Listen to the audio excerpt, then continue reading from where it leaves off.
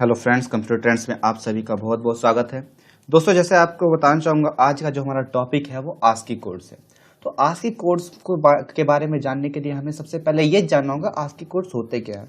तो मैं आपको बताता हूँ आस्की कोड होते क्या है। सबसे पहले हम जानेंगे आस्की कोड की फुल फॉर्म क्या होते हैं। पहले आस्की कोड का मतलब क्या होता है। आस्की कोड की जो फुल फॉर्म होती है वो American standard code for information interchange होती है। अब मैं आपको बताना चाहूँगा हमें इसकी ज़रूरत क्यों पड़ती है और हम इसे क्यों पढ़ रहे हैं। तो आपको बता दूं मैं कि कंप्यूटर, जैसे सबको पता है और आप सी लैंग्वेज सीख रहे हो तो आपको पता ही होगा कि कंप्यूटर जो होती है बाइनरी फॉर्म में पढ़ती है, मतलब बाइनरी को समझती है, बाइनरी कोड्स को समझती है। तो आपको ये पता होना चाहिए कि कोई सी भी जो हमारी ए है, बी सी डी, इन सभी के बाइनरी, ये मशीन इन सभी कोड्स को नहीं समझती, इन सभी कैरेक्टर्स को नहीं समझती। इन सभी कैरेक्टर को डिफाइन करने के लिए, समझाने के लिए कोड्स, मशीन को कुछ कोड्स दिए जाते हैं। उन्हीं कोड्स को हम आस्की कोड्स कहते हैं, जिन्हें वो कन्वर्ट कर बाइनरी कोड में कन्वर्ट करके आप समझती है कि ये कौन सा कैरेक्टर है। तो चलिए मैं आपको बताना चाहूँगा ये इस काम कैसे करता है। तो जैसे आपको बता दूं कि जो आस्की कोड होते हैं वो 0 से लेके 255 तक होती है, जिसमें सिंबल्स होते हैं, कैरेक्टर्स होते हैं, कुछ न्यूमेरिकल फॉर्म्स भी होती है जो कि एक स्ट्रिंग और कैरेक्टर्स होती है। अब इसके बारे में जानने के लिए हमें सबसे पहले क्या करना पड़ेगा, चलिए अपनी विंडोज पे चलते हैं, प्रोग्रामिंग स्क्रीन पे चलते हैं और वहां पे हम 2 प्रोग्राम्स बनाएंगे जिसके अंदर हम जानेंगे आस्की कोड्स वर्क कैसे करती है। ओके, तो सबसे पहले हम कहाँ गए, हमें आना है अपने कंपाइलर में। कंपाइलर को हम अपने ओपन करेंगे और कंपाइलर को ओपन करने के साथ ही हम ये जानेंगे कंपाइलर में सबसे पहले हम अपना जो सेटअप करेंगे कि कोड को हम अपना सेट करेंगे। तो सबसे पहले हमें क्या करना है, हैश इंक्लूड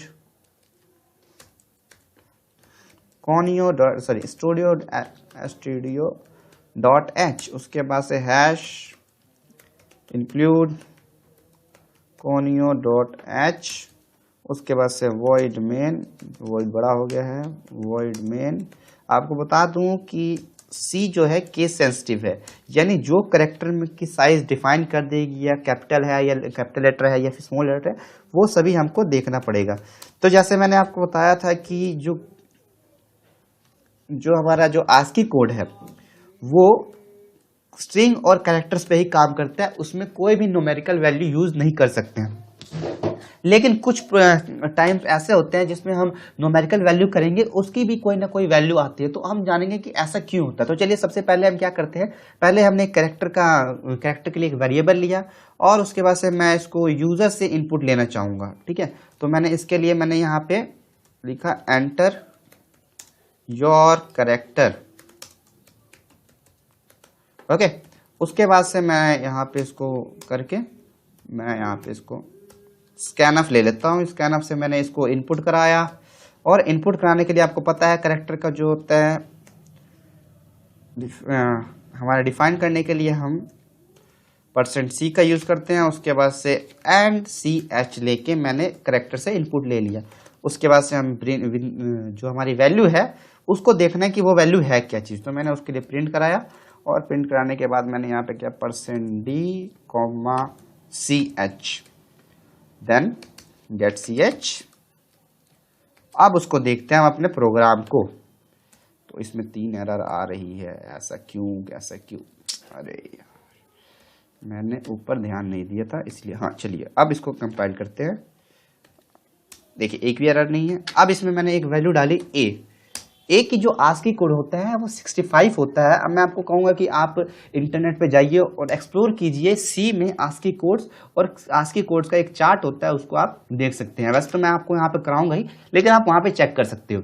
अगर आपको चेक करना है तो आप इसी प्रोग्राम को बार बार रन करके भी चेक कर सकते हैं, या फिर मैं आपको एक और प्रोग्राम बनाऊंगा जिसमें आप कोई सी वैल्यू को आप चेक कर सकते हैं कि क्या चीज़ है। ठीक है, तो मैं आपको दिखाऊंगा यहाँ पे। तो मैंने ये प्रोग्राम बनाया। अब एक चीज और चेक करते हैं, अगर हम इसमें कोई इंटीजर वैल्यू डालते हैं, जैसे मैंने डाल दिया 10, तो क्या वो रन करेगा? यस, 49। अब ये कैसे हो रहा है? सबसे पहले ये कैरेक्टर है, यानी कैरेक्टर क्या मतलब है, ये सिर्फ एक ही डिजिट्स को ले पाएगा, एक ही डिजिट को स्टोर कर सकता है, यानी वो सिर्फ 1 की वैल्यू दे रहा है, 0 की वो कोई वैल्यू नहीं दे रहा है। ओके, तो अब हम इसके बारे में जानेंगे। इसके लिए हम क्या करेंगे, क्योंकि ये जो प्रोग्राम है, आपको बताना चाहूंगा, जो ये 10 है जो ये 10 है ये हमारा एक तरह का जो ये हमारा 10 है वो एक तरह का स्ट्रिंग है, क्योंकि इसमें कॉम्बिनेशन ऑफ कैरेक्टर्स है। आपको पता होगा स्ट्रिंग की डेफिनेशन होती है। अब ये स्ट्रिंग एक खुद में एक बहुत बड़ा टॉपिक है, उसको हम आगे पढ़ेंगे, लेकिन आपको एक हिंट देना चाहूंगा कि स्ट्रिंग क्या होती है। स्ट्रिंग एक खुद में एक बड़ा टॉपिक है, जो कि कॉम्बिनेशन ऑफ, स्ट्रिंग को डिफाइन करने का एक सिंपल तरीका ये है कि combination of characters is called string.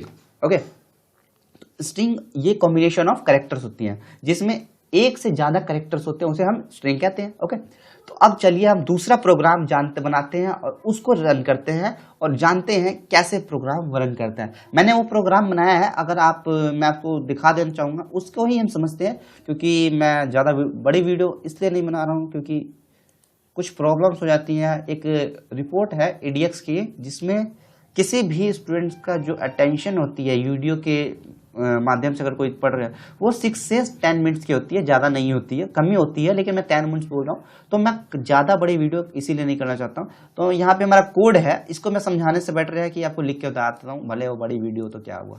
ठीक है, तो मैं उसको लिखता हूँ। तो सबसे पहले हमें क्या करना पड़ेगा, #include studio.h। उसके बाद से हमें क्या करना है, अपना conio.h, देन void main, और उसके बाद से हमारा, हाँ, अब बात करते हैं क्या करना है हमें। हमने एक इंट वेरिएबल लिया जिसमें मैंने वैल्यू रखी। सबसे पहले मैं एक कैरेक्टर लेता हूं जिसमें मैंने वैल्यू रखी नेम, और मैं एक एरे का यूज करूंगा, क्योंकि कॉम्बिनेशन ऑफ स्ट्रिंग, मतलब कॉम्बिनेशन ऑफ कैरेक्टर का मतलब होता है स्ट्रिंग, और स्ट्रिंग को स्टोर करने के लिए हमें एक एरे लेना पड़ेगा। कैरेक्टर सिर्फ, अगर हम सिर्फ नेम लिखें तो सिर्फ एक ही वैल्यू का साइन करेगा। ओके, उसके लिए हमने एक एरे बनाया। एरे को मैं आपको बाद में बताऊंगा कि एरे होता क्या है, लेकिन अभी सिंपल आपको वो प्रोग्राम बताना चाहूंगा कि वो प्रोग्राम रन कैसे होता है, इसलिए मैं इस सभी का यूज करता हूँ।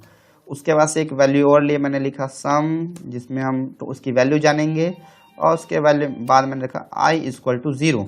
ओके, अब बात करते हैं, यहाँ पे मैं क्लियर स्क्रीन लगा ही लेता हूँ ताकि पहले वाला जो प्रोग्राम है वो क्लियर है। फिर print f enter a string. String का मतलब समझ सकते हैं, अपना नाम हो, कुछ भी हो, आप उसको एंटर कर सकते हैं। ओके, उसके बाद से मैं scanf डाल देता हूँ यहाँ पे, scanf, और इनपुट करा लेता हूँ यूजर से कोई भी नाम। तो मैं उसके लिए %s लगा रहा हूँ, और %x क्यों लगा रहा हूँ मैं आपको बताना चाहूंगा। %s जो है स्ट्रिंग को रिप्रेजेंट करता है, और स्ट्रिंग क्योंकि हमारी जो कॉम्बिनेशन ऑफ कैरेक्टर्स होती है वो स्ट्रिंग होती है। अगर मैं यहाँ पे C लिखता तो वो सिर्फ एक कैरेक्टर को ही रिप्रेजेंट करेगा और एक ही कैरेक्टर को प्रिंट करेगा, इसलिए मैंने वहाँ पे क्या लिया, S लिया है। ओके, नेक्स्ट मैं यहाँ पे इनपुट करने के बाद मैंने यहाँ पे क्या किया, अब मैं एक वाइल लूप लगाता हूँ, और वाइल लूप लगाने के बाद मैंने क्या किया, नेम की जो हमारा एरे है, ठीक है, एरो अभी आपको उतना समझ नहीं आ रहा है, लेकिन मैं आपको बाद में समझाऊंगा इस चीज़ को। ठीक है, मैंने यहाँ पे एक नल कैरेक्टर बना लिया, और उसके बाद से, हाँ, ये नल कैरेक्टर हमारा हो गया। अब मैं इसके बारे में बताना चाहूँगा। मैं एक वाइल लूप बना रहा हूँ जिसके अंदर कब तक वैल्यू चलेगी, नेम का जो हमारा जो कैरेक्टर है ये कब तक चलेगी, नेम की वैल्यू कब तक चलेगी, जब तक वो नल यानी पूरी तरह से खाली नहीं होता, एरे जब तक पूरी तरह से खाली नहीं होता तब तक। तो यहाँ पे मैं करता हूँ print f the value of the ASCII code लिख देता हूँ, the ASCII value of character. Okay, उसका से %c is %d।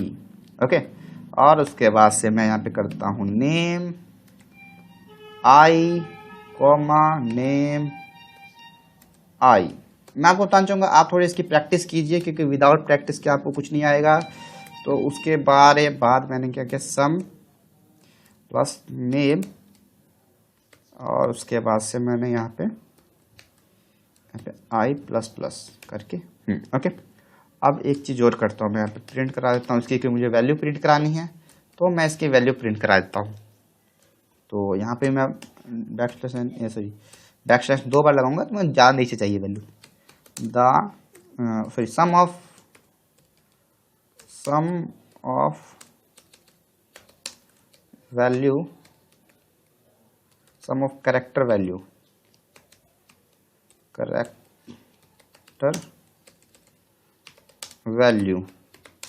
is %d, sum। Okay, अब बात करते हैं, मैं गेट ch लगा देता हूं और अब इस प्रोग्राम को रन करते हैं। अब सबसे पहले मैं ये बताऊंगा ये चीज है क्या। मैंने एक एरे लिया, मैंने एक लूप लगाया, इसमें मैंने एक कंडीशन रखी कि ये लूप कब तक चलेगा, जब तक इसकी वैल्यू खत्म नहीं हो जाती, मतलब जब तक ये पूरी तरह से एरे खाली नहीं हो जाता। ओके, उसके बाद से यहाँ पे मैंने सम रखा और सम की वैल्यू क्या रखी मैंने, 0 है, सम की वैल्यू 0 है।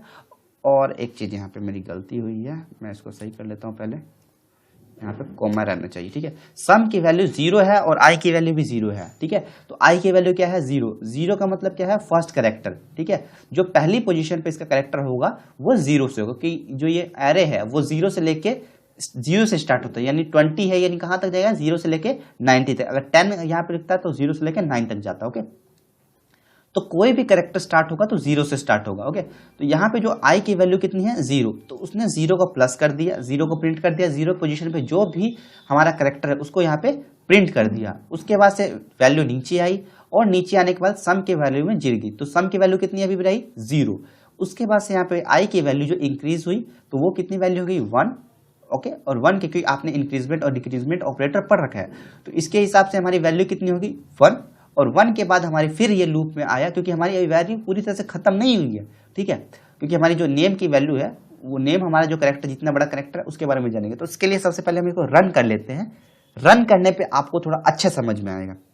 तो मैं इसको पहले कंपाइल करता हूँ, कोई एरर नहीं, उसके बाद से रन करता हूँ। जैसे मैंने लिखा यहाँ पे कंप्यूटर, देखिए प्रिंट हो चुका। अब ये कैसे प्रिंट हुआ, अब बात करते हैं। ये मैंने आपको बताया है। अभी देखिए इसमें कुछ टॉपिक्स है, जैसे कि ये एरे हो गया, ठीक है, और उसके बाद से ये यहाँ पे हमारा स्ट्रिंग हो गया। ये कुछ टॉपिक है, एरे, स्ट्रिंग, इन सभी के बारे में हम आगे पढ़ेंगे। अभी तो फिलहाल आप काम कीजिए, सिर्फ इस प्रोग्राम को रन कीजिए और रन करने के बाद देखिए कि आपका ये प्रोग्राम रन होता है कि नहीं होता है। उसके बाद से इसमें कुछ वैल्यू बढ़ाइए, यहाँ पे 20 है तो इसको 40 कीजिए, कुछ ज़्यादा नंबर्स लीजिए, कम से कम 40 एक्स्ट्रा कोई लीजिए। और एक चीज़ और आपको बताना चाहूँगा, अगर आप यहाँ पे स्पेस लिखते, जैसे मैं अपना नाम ही लिख लेता हूँ, सॉरी अपने चैनल का नाम लिखता हूँ, जैसे कंप्यूटर ट्रेंड्स, तब देखिए या तो कुछ गलत हो जाएगा, ठीक है। कंप्यूटर का दिया लेकिन इसने ट्रेंड्स का नहीं दिया, क्योंकि जो कैरेक्टर है वो इसमें स्पेस यूज नहीं होता। तो मैं अगर दिखाता हूँ, जैसे देखिए मैंने कंप्यूटर और उसके बाद से मैंने ये सिंबल यूज किया, उसको लिखा ट्रेंड्स। ओके, अब देखिए ये मेरा पूरा प्रिंट हो रहा है। तो अगर आपको कोई सी बड़ी वैल्यू करनी हो तो आपको ये जो हमारा माइनस के नीचे जो सिंबल होता है उसको यूज कीजिए और तब जाके आप ये प्रोग्राम कर सकते हैं। ओके, तो आपको ये प्रोग्राम कैसा लगा मुझे कमेंट कीजिए, और इससे अगर रिलेटेड आपको और भी प्रोग्राम सीखने हैं तो मुझे कमेंट कीजिए और बताइए कि मैं आपकी कैसे मदद कर सकता हूं और प्रोग्राम सीखने में।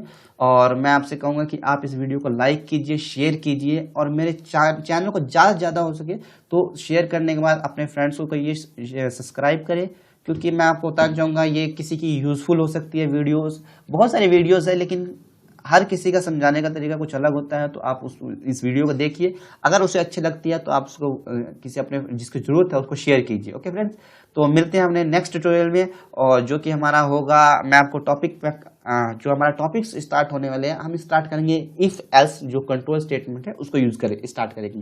कंट्रोल स्टेटमेंट में आ रहे आपके इफ एल्स आते हैं, लूप्स आते हैं, उस सभी को स्टार्ट करेंगे। तो चलिए फ्रेंड्स, मिलते हैं नेक्स्ट वीडियो में। Okay friends, see you soon, thanks for watching.